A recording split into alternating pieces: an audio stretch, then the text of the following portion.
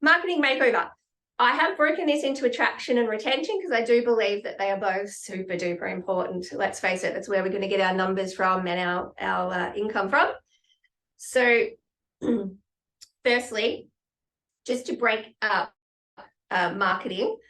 So your marketing is anything that people do at all to promote the studio. So that can be paid, it can be unpaid. So marketing covers everything that you're going to be doing to bring people into the studio, get your name out there. That's all marketing. When we say advertising, we're only talking about the paid portion of that. So anything you do that is paid is the advertising side. And then sales is different again. So sales is when you can lead the horse to water with your marketing, your advertising, but getting the horse to drink, that's your sales. So the sales is that conversion. You know, the word conversion, we do meta advertising. We get 350 link clicks, but we only convert 2 people. You know, that's your conversion. That's your sales part, how you got them to actually join the studio. So that's the end portion there. So I've split sales into a separate area. Okay, so attraction. Got to know what your goals are. You can't say to me that you want just more students.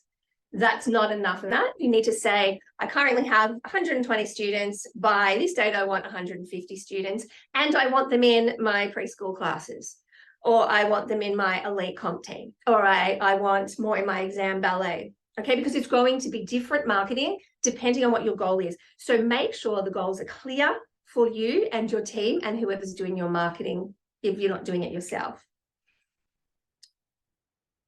So your target market is going to be, well, we probably heard the saying, if you market to everyone, you end up marketing to no one, okay? So that's like, okay, we're going to advertise. Is there any point us advertising our hip-hop class to the guy down the pub having a beer? Probably not going to come join our hip-hop class. Okay, but there's also no point advertising our hip-hop class to the preschool kids. We want in our preschool market. So with the target market, you will have an overall target market for your whole studio, but you will then have sub-markets depending on each of the programs that you're delivering in your studio. You need to think about your avatar. So it's really important to think about who your avatar is. If you already have an ideal family in the studio, that does help a little bit with your avatar, because obviously you can use them as a springboard. What do they look like? What's their family situation? What's their income? Where do they live? Who do they hang out with? Where are they? Now, I know some of that sounds like, well, what does it matter, you know, where they live or how much money they make? But it does, because each studio has a different avatar. We had a studio that was only 5 minutes down the road from us.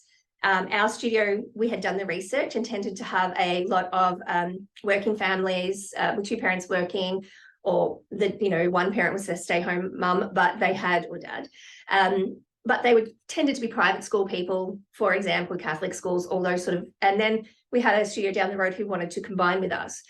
We didn't know what their audience was like, but it was only 5 minutes down the road, but it was a lower socioeconomic area. And these people joined ours, and it was terrible. They were just totally different avatars. They didn't get along. It was horrible. We had to, while they were there, we had to try and split nights so they didn't mix, because there was complaints nonstop. So it did matter that they were only 5 minutes down the road, because they were a different type of avatar that they were aiming for. And obviously it all failed and they left. Because we didn't do enough research into the avatars in the first place. So it is really important to make sure you do know your avatar like the back of your hand, everything about them. One of my main avatar, my overall avatar's name was Letitia. She was really cool, had great fun parties, used to wear those high heel Nike runners. She was great. What does your avatar want? Okay, so is there a free lead magnet or a cheap lead magnet you can develop that you can offer them? I would think most of us would be a free class at some point. We did also like a free week of open classes, and would enroll them from those open classes rather than moving them sometimes into the regular classes. It can be done in all different ways. Some people do like you don't pay for that class, but it's added to you. Like, it's up to you how you set it up, but what is it that your avatar wants?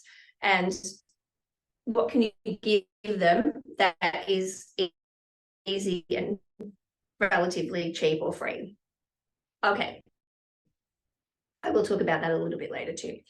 So what's your brand strategy? That's something for marketing that's super duper important. It's not just your logo. You need to look at upgrading that and refreshing that if you haven't for a while. It's not just the colors, even though colors do have meaning, and you probably should know what your colors mean and how you're working those colors, but it's also your culture. It's the culture within your studio. So your brand creates that, well, not creates, it's part of that culture. It's what you want other people to say about your studio when you're not there. Yeah. Do you want people to say, oh, that studio is so nice. Those people are so nice. I love going there. Or do you want people to go, oh, I walked in, no one spoke to me, blah, blah, blah. You know, you're going to create that culture, because if you don't create it, it's going to happen anyway.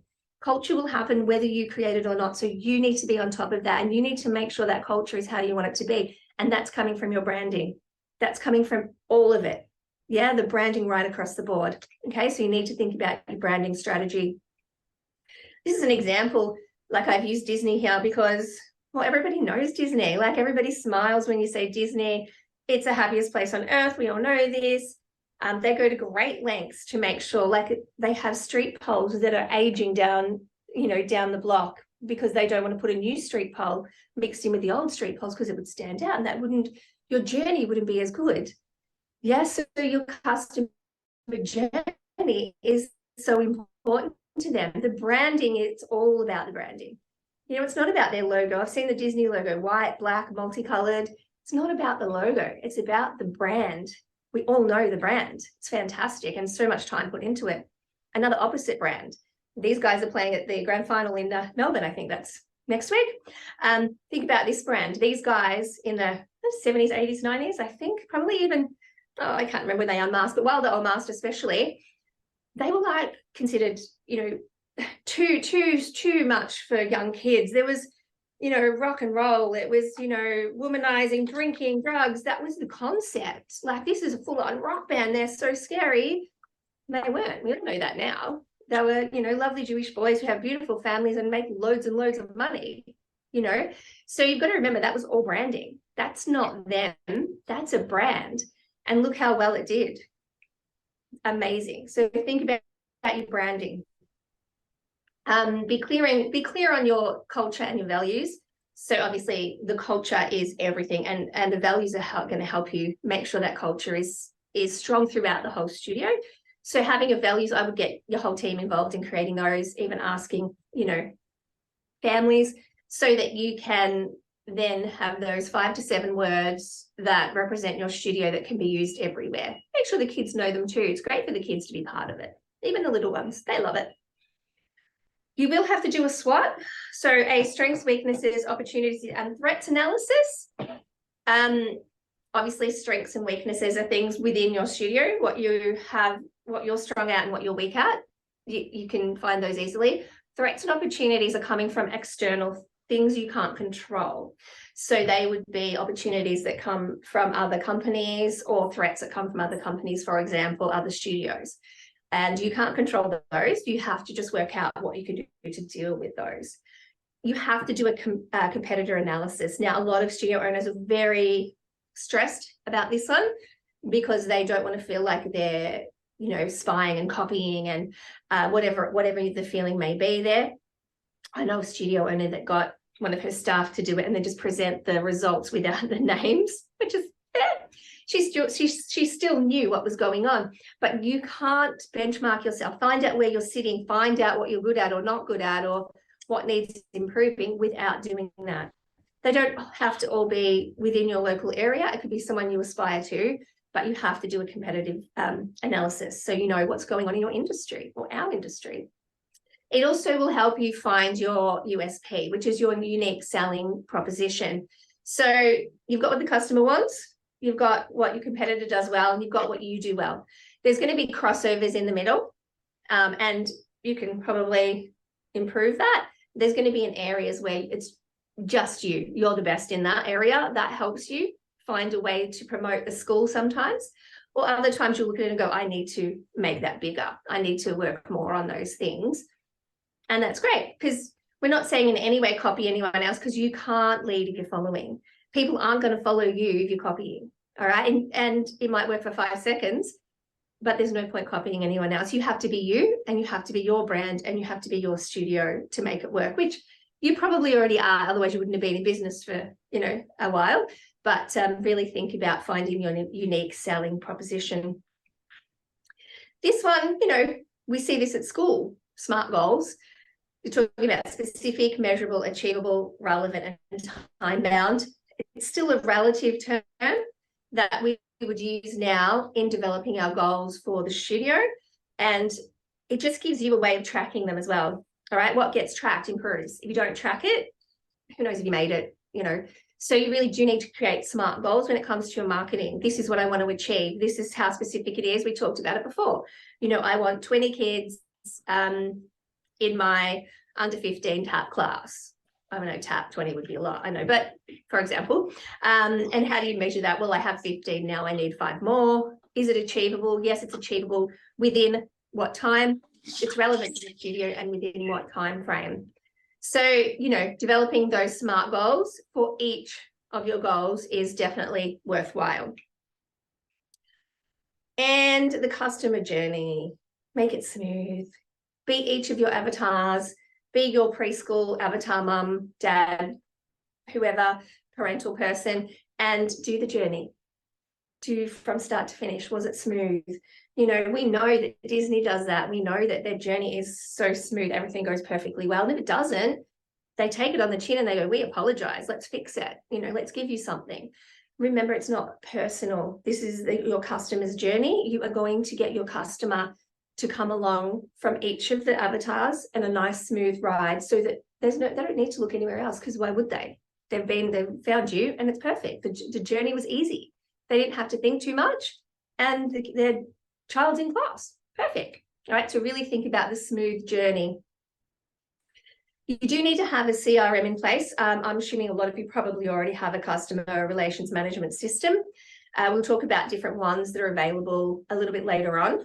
Having that in place, you can't really not have it in place. Just moves you into our century. It needs to be there. We are a business. We need to run like a business, and the CRM is going to make life so much easier for you to track everything, not just leads and current students. Making sure you get your team pumped. Your admin and teaching, not just one. So if you're going to make the tool and it had a grid, and every time someone was responsible for a new student enrolling, they would get to tick off that new student number, and they could see, okay, we've enrolled 20 students this month or whatever it might be. But, it became a bit of fun. Each person had a different color, or they wrote their initials. Get them pumped. It's fun. It's if they're part of it, they're going to work harder. Make sure they know what's going on. They're part of your values. They're part of your culture. And they're part of wanting you to improve. No one's ever going to run the business like you are or love it as much as you, but you can get them up there helping and pumped by including them, really. Okay, so summing up, attraction. We've got to be clear on our target market, our avatar, okay, and the overall avatar, as well as individual programs. So you can break those up however you need to. Could be by age, could be by style, but you can work out what works for your studio. You need to be clear on your branding and what your studio culture is. So that's got to be really, really clear before you do any marketing, because that's what you want to market. You do competitor analysis and your SWOT, so you understand what's going on. Find your unique selling proposition, what's different about you, and how you're going to market that. Make sure your goals are SMART goals. Make sure they're very easy for you to achieve. Your customer journey is easy, so the customer doesn't look anywhere else, they stay with you. Have your CRM so that you can track your leads, as well as a lot of other things it's going to help you with, and get your team, totally get your team involved in everything. All right, make them your cheerleaders as well. Okay, attraction done. Woohoo! All right, so we're still in the same sort of area, but this time we're talking about the retention side of it. Alrighty, so it's 5 times. Now, I've said 5 because that was the minimum, but it can go up to 25 depending on what industry, and I couldn't find totally relative to dance, but I guess it's probably relative to each studio in your area, whether you're in a growth zone or not. But it can be up to 25 times more expensive to gain a new student than it is to retain one that you already have. So you need to look after your current families, but you also need to make them cheerleaders for you. So don't forget them once they've got in the door. Don't forget about them. You know, once they're in the door, that's okay. Just keep loving on them, all right? So think of your favorite family at your studio and just imagine a studio full of them. Yeah, like imagine the whole studio is full of those wonderful families that help out, never complain, do everything you ask, read every notice, imagine that family and imagine a whole studio of them. Well, they probably know other people that are like them. So use them, get them to bring in friends, do all of that sort of stuff, show them the love, you know, make sure you're connecting with them. I think the biggest problem I've spoken to when people have left a dance studio and moved to another one, it's usually lack of communication and surprisingly not usually lack of dance expertise. Most of them, it's just lack of communication. It's lack of knowing when they had to be where or what makeup they had to have. So make sure you're connecting with them in all sorts of ways. Make sure they know what's going on. Make sure you have that private Facebook group. Make sure you have special events that are outside of just the dance. So maybe the sleepovers and the special, you know, crazy hair days, have those things because it makes them feel special. And little gifts, sometimes you might want to give them, we used to give little cards and the cards were also used as a promo because on them they'd say, we would love you to move into this extra class because you're ready now. So telling them that they need to move into that, and it was written by, you know, the teacher or the assistant teacher, so it felt lovely. And little gifts, sometimes you might, you know, give them like a little badge or something that's not going to cost you hardly anything, but it just makes them feel really special. Make sure there is that progression plan. Make sure that you are saying to them, you know, oh, it's going to be great because next year, start that early. You know, next year you'll move into juniors and you're going to get to do this and you might even be able to add ballet. And so have a progression plan for every student. You know, some kids might be, I'd like you to go into elite training or I'd like you to go into exams but have a progression plan for each student. And if you can, definitely write it on a little card and give it to them because they're already thinking about the next year then, like it's already seeded. So keep that happening all the time, making sure you're seeding the fact that they're moving up a level. Know where your drop-off points are and educate parents. So this one's quite important. You would know that majority of studios, that's probably not everyone, are going to have drop-offs going from that preschool class when they go to prep. You're probably going to have a drop from primary to secondary, potentially secondary into the high school certificate, and then after high school we'll probably have. So they're probably the obvious drop-off points. So what I mean by educating the parents is, you know, those are coming for every kid that's in those age groups. So start early saying, sending out blogs or newsletters, just mentioning things, even on your Facebook page, about how much of a benefit it is to dance while you're going to, when you go into prep, to keep the learning up, or how much it helps students when they go from primary to secondary because they're not losing their core group of friends, so they have the stability of dance. Or, you know, it might be moving into year 10, 11, 12, how you could actually add VCE for us in Victoria or high school dance to their school, to their curriculum, so they get a score from that. And dance becomes part of their education more so because they've always done it. So there's always going to be things you can educate the parents in. It might even be other things like, and this is a little bit off track, but it might even be how to do a good bun. Like, you can educate parents on everything. And it gives you ideas too of things to put out there on your website, which is going to improve your website's SEO. So that's also a good thing with educating the parents. So retention and customer service, this is more so to do with how your team are going to treat, I guess if you're teaching on your own, then yourself, but your team are going to be treating your clients, your families, your customers, whatever you'd like to call them. So always give more than you offer. So you might say, if you're bringing them in for an open day, you might give them a little gift bag. You know, it might just have like some colouring. It might have a little a card saying welcome. It might have a, you know, a 20-cent scrunchie that you bought on Alibaba. It might have some chalk. I don't know. It could be anything, but it's a little gift bag they weren't expecting. You know, it's always a great one is balloons, studio branded balloons, because they carry those things around the shopping centres. It's more advertising for you. listen to your families, to your parents, to your students. Listen to all of them. Don't get offended. Don't take it to heart. Listen.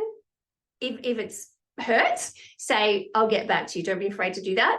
But listen to what they've got to say and actually address the issues. Whether you agree with them or not is irrelevant. You can eventually say to them, actually, we're not going to change anything, but at least you've listened. Sometimes people just want to voice their opinion. Yeah, so just listen, communicate, make sure it's communicating always.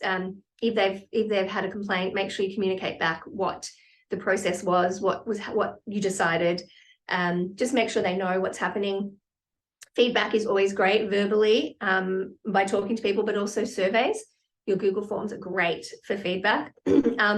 It's hard. I'm just going to give you a warning here if you haven't done it before, because you might think everybody's wonderful and everything's perfect in the studio, and you get those feedback forms and it like stabs you in the heart because it's not all perfect and people are upset about something you had no clue was happening. But guess what? They would have left if you hadn't done that survey and tried to fix it. Remember, it's not a personal thing. It's hard for us because we have those kids from babies right up, so we get emotionally attached, but it's a business and we have to remember that they still need to be treated like our client or our customer, because otherwise they're going to go somewhere else and they're probably not going to tell you why in the end, but the survey will help. Don't get complacent. Don't just think everything's okay, because sometimes it's not. You do need to know. All righty. Okay. So track it. Yeah, make sure you track everything. So make sure you know who leaves, and when they leave, send them an exit survey. Ask why they left. Some are not going to tell you. They're not going to bother, but some will, and some will tell you, and you might agree, you might not. It doesn't really matter. They've left, but you know what it does? It stops them from going and bitching and going and complaining to other people, oh, don't go there, because they've gone, oh, they actually cared. They noticed I left, they cared I left, and they asked me why. So they've got to have their voice. They've got to have their say. It might be something you can improve, or it might just be so that they don't go out with a bad feeling, because they might prefer the next good customer. All right. It's hard because emotionally you feel like, again, I didn't want them to leave, but you've got to remember what's the effect after they've gone. And yes, if you do get the information and you can use it for improvements, then do. Yeah, just make the improvements, because sometimes they're the ones who are going to tell you the truth because they're going anyway. Make sure all of your team are accountable for their classes. Make sure they're aware of their retention and make it part of their key performance indicators, and beat a certain percentage. You need to say to them, guys, this is, your class has 10 students. It needs to stay at 80%, so it can't drop under 8. You know, if it does, we need to talk about it, whatever, but have that talk with them. If they know, I mean, I know it's probably hard to initiate, but if they know that that's what's expected of them, they can work towards that. Like, it just gives them that benefit of actually knowing what's expected of them. So some classes obviously is going to be lower numbers than others, because, you know, I'm assuming in a lot of schools, maybe your recreational jazz probably has more than your high level exam tab, for example.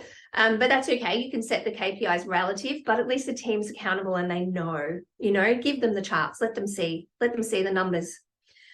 Here's Viber points for retention. So it's 2 to 25 times cheaper to keep a current student than gain another one. Love on your current families.